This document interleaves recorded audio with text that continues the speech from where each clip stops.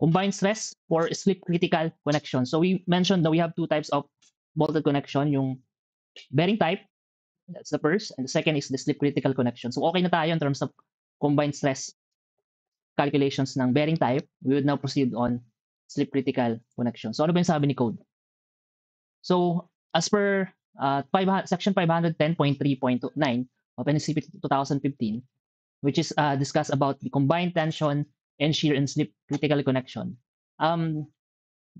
They specifically mentioned na yung available slip resistance per bolt, no, as per section 510.3.8, which discusses nga yung ano, on how you would calculate the nominal, no, slip resistance of a slip critical connection, which is ito. We already discussed this provision, no, and familiar na kayo dito. Okay? Ang sabi niya, kung ano man daw yung nakalculate mong nominal strength based on this code provision, i-multiply mo lang yan by a certain factor.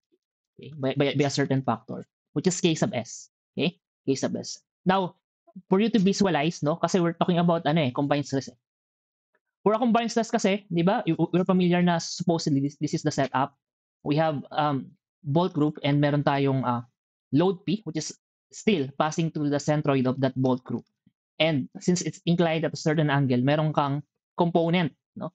Itong component T, which is ang effect niya, iti-tension niya yung mga bolts mo, no? And we have the component B, which is ang effect niya, it would shear yung ating bolt connection. Now, we also discussed na pagdating sa slip critical, ang nangyari dito kapag no external loads, no, na-discuss na natin to. We have this normal force acting on the plate, no? Which is if by any case naglagay ka na ng external load P, yung load P mo na yon would be resisted by the friction force F, which is somehow a function of or related also with the normal force N, no, or the clamping force N. Okay? So which means to say, no, kung i-relate natin siya dito sa combined stress natin, we could say na yung force component T, ang effect niya dun sa bolt group natin. Since clamping force, no, yung ating friction related to clamping force, ang effect ng load T, it would reduce, no, yung clamping force dun sa bolt connection, and therefore mari-reduce yung ating pinaka slip resistance, no, strength. Okay? So therefore, ang sabi ni code, okay, i-multiply mo lang kung whatever the design strength that you have calculated or allowable strength that you have calculated, multiply it by K sub S. So you would have the modified or reduced slip resistance. Okay? Now, on this equation, meron tayong dalawa, depende sa design philosophy na pinapagamit. So for example, for LRFD, you have this equation for K sub S, which is similar on ASD, no? Let's discuss yung mga parameters. So yeah, so D sub U, I think familiar na kayo dito. T sub U, ito yung component ng force, no, tension. T sub B, familiar na rin kayo dito. This is the minimum bolt pre-tension, which is kukunin natin sa table. And N sub B pertains to the number of bolts, no, carrying the applied tension. Okay? Sige, para mas ma-visualize nyo, let's have an example problem. Okay? Sige, example problem number 4 na tayo. Okay? Using LRFD, determine the adequacy of the 20 mm diameter 8325-F bolts. Assume that the threads are included from the shear frame. Slipping is to be prevented for the strength level loads. Assume class A and standard holes. The dead and live loads are, the dead load is equals to 220 kilonewton and the live load is equals to 100 kilonewton. A. Define VU and TU based on applied loads. B. Determine the factor Ks. And C. Find the adequacy against the slip resistance of bolts. Okay, so this is what the connection looks like. So meron tayong load P that was applied at a certain angle. So actually 2:5 yung ating ating slope. And then we could say that this is a slip critical type of problem kasi yung letter na naka-append dun sa sa grade ng ating bolt na A325 is letter F. So that pertains to slip critical connections. Okay? So malinaw din tong mga nasa given. So let's try to solve this one, no?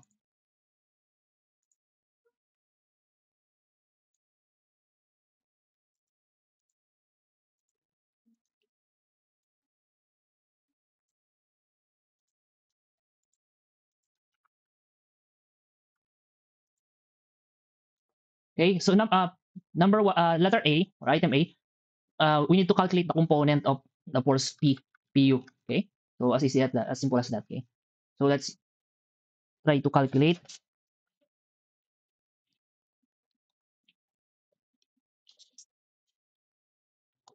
So that would be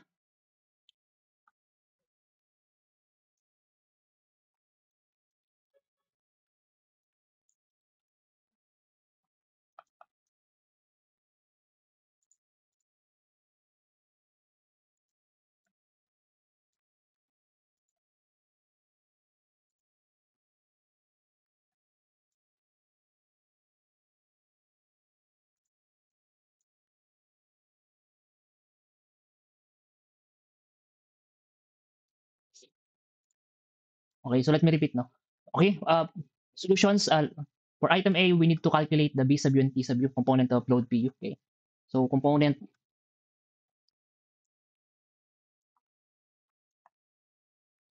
force component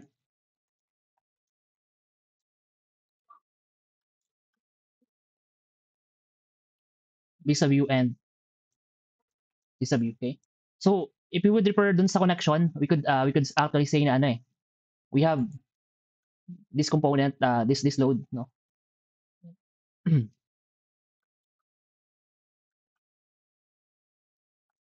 A sub U, okay, and this component, B sub U, okay. Or if we would simplify, no, we have this load PU and meron tayong ano, component B sub U, okay, B sub U. But first we need to calculate yung ating load PU since we're using LRFD. The governing load combination, no, as usual, is P sub U is equal to 1.2 dead load, okay, plus 1.6 live load, okay. Now, in terms of the service load na given, we have 220 and 110, okay. So plugging in on our equation, we would have, okay. So sana may nagka-calculate na, okay. 1.6 times 100, okay. So we would have ano, P sub U, okay, which is equal to, okay, ilan to? 424. Okay, 424 kilonewton, okay. Now itong component natin na to, we could take advantage yung slope, okay, and yung slope natin, as per given, I think this one is 5 and this one, sorry, this one is 2 and this one is 5. Okay. So meron tayong hypotenuse. Okay. So kindly calculate the hypotenuse. Ano yung hypotenuse natin?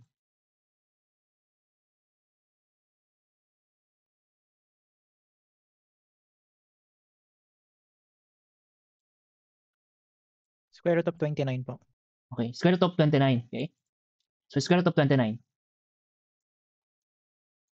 Now using similar triangle, okay, by calculate TU and BU, okay. So by using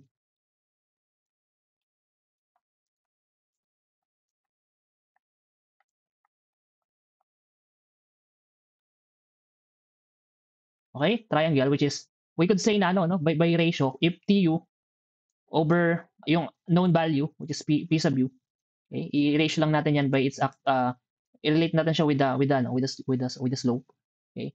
So yung counterpart ng P sub U, which is the hypotenuse, square root of 29. Okay. Square root of 29. Yung T sub U naman, okay, yung counterpart niya is yung 5. Okay, horizontal. Okay. Similarly, if B sub U is over P sub U, okay, we could say na no. So this is square root of 29. Okay, yung B sub U, yung counterpart niya na side is yung 2, no? Okay, number 2. So we would have the T sub U, okay, and B sub U na mga values natin. So ano yung value ng T sub U? Okay, ano tong value ng T sub U?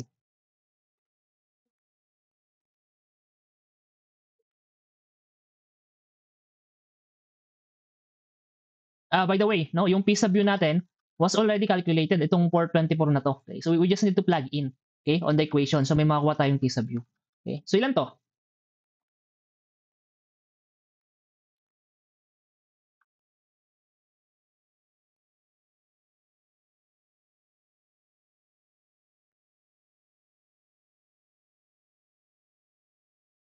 $393.67.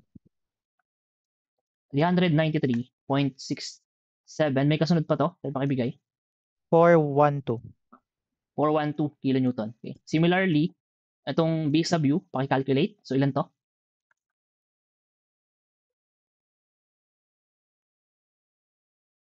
157.46965. 46965. Okay? Okay na tayo for item A. Okay? So ang next step is to calculate yung factor K sub S. No? Parang reduction factor to. Okay? Yung K sub S. So, sige. So let's calculate yung factor K sub S. Now, si K sub S, balikan lang natin ulit yung presentation. Ang sabi natin dito, it depends. No? It depends kung ano yung design philosophy na gagamitin mo. So we're using LRFD. Ito yung dapat yung equation natin. K sub S is equal to 1 minus T sub U over D sub U, T sub B, and N sub B times N sub B. So, sige. Okay, sulat natin. So the equation is simply K sub S, okay, is equal to 1 minus, okay, T sub U, okay, over D sub U, T sub B, N sub B. Okay? Now, yung T sub U, okay na tayo. Nakalculate na natin. No? Ito yun. Yung D sub U, automatic to. It's 1.13. Okay? Yung T sub B, the bolt pretension, okay, na-discuss natin. We just need to use the table. Okay? Yung N sub B, this is the number of bolts in the connection. Okay? Now, let's check ano yung value ng T sub B natin based on the table, which is ito yung table natin based on the code. Okay? The first step is to define ano ba yung bolt diameter, tas ano ba yung bolt grade na ginamit. Okay? So yung bolt diameter natin 20, then A325. So meaning from this table, we need to use this row and this column. So meaning we have 142 kilonewton na minimum bolt pretension. Okay? So we would have therefore we could say na yung ating T sub B is equal to 142 kilonewton. Okay? And then also, the number of bolts is simply based on the connection, no? Based on the connection, 6 bolts. Okay? Okay, 6 volts tayo. Okay? Sige, pakita natin. Okay. So ayan, 6 volts. Okay. So plugging in on the equation, you would have K sub S, okay, is equal to 1, okay, minus yung T sub U. This one, we already calculated, no, yung value. Plug in natin dito. Okay? Over D sub U, which is 1.13. Okay? Times T sub B, okay, which is 142 as per table. Okay? Times N sub B, or the number of bolts dun sa connection, that is 6, no? So meron tayong value ng K sub S, which is somehow dapat no, less than 1 kasi nga parang i-reduce na yung natin yung actual capacity natin. So ilan to? 0.59 po. Yep, pakibigay sa akin yung 5 decimal, 59 110. 11 po, 11. 11. Okay, sige. Opo. So okay na tayo for item B. So highlight lang natin yung ating mga solution. Okay. Or final answer. So for this one, ito yun. Okay.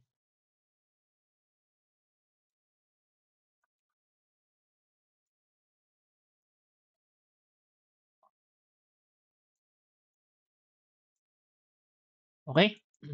Next item is to check yung adequacy ng ating connection, voltage connection against slip resistance, no? Slip resistance. So adequacy daw, okay? So item C.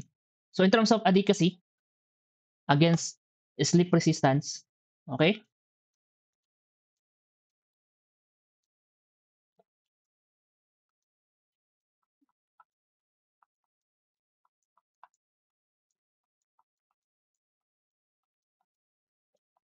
we would use A325F, no, as per problem. Okay.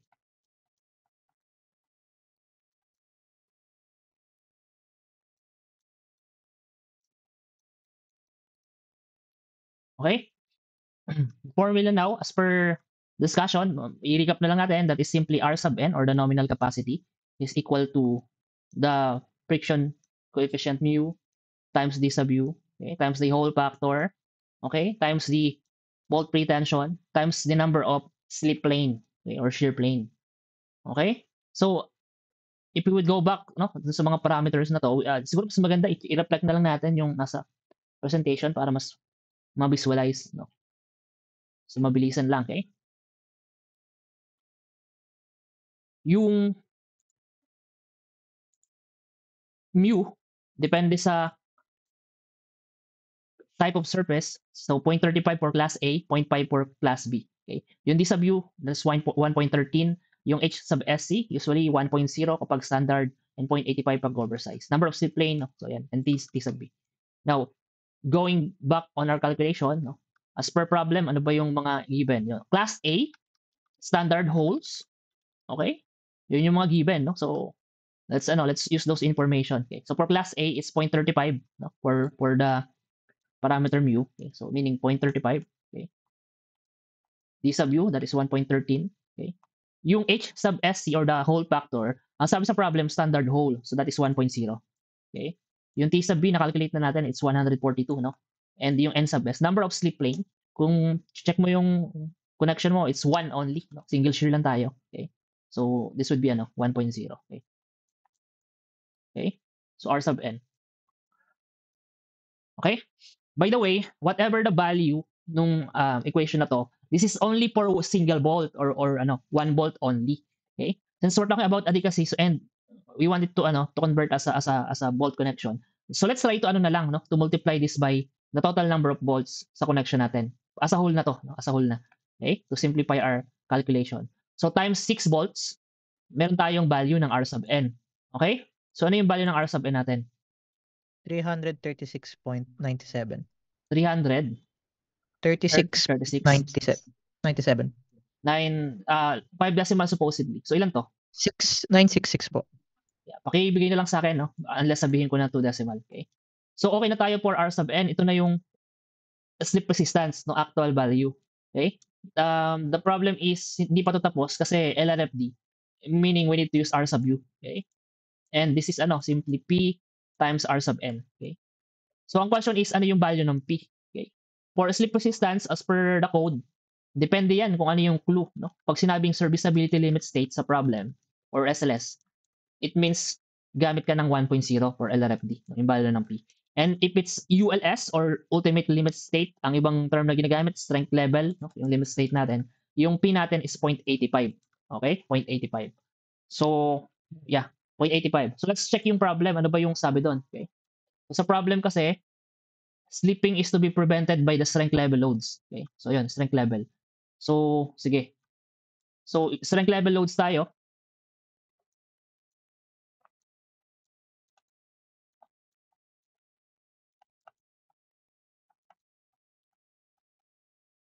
Which means to say yung P natin is 0.85. Okay? As per the presentation. Okay? So, we could have the R sub u now. Okay? And that is 0.85 times yung R sub n. Okay?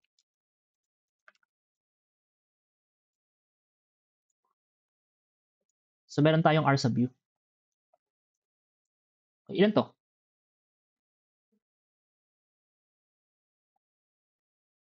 286.4211. 286.4211. Okay? Kilonewton. Okay. Now, okay na tayo sa R sub u. Ito na yung actual slip resistance ng ating bolted connection.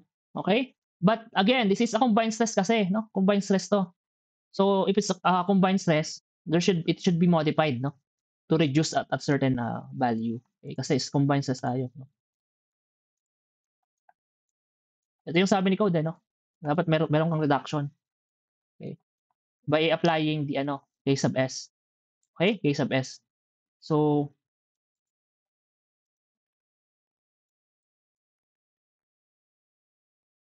the equation, no, yung ating parang pinaka-final or modified R sub U is simply, okay, equal to the K sub S and then yung calculated R sub U natin. Okay? So, this one would give you ano, K sub S as per calculation above is this one. Okay? Multiplied by the R sub U. Okay? So, this would give you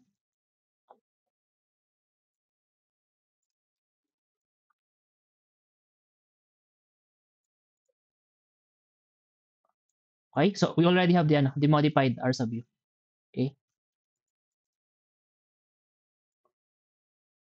Okay, so ilan to?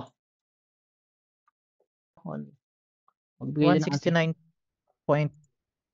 169.3035. 169.3 30305. 30305. Okay? Tama? Okay, sige. So ito, kung ito talaga, no, let's proceed dun sa next.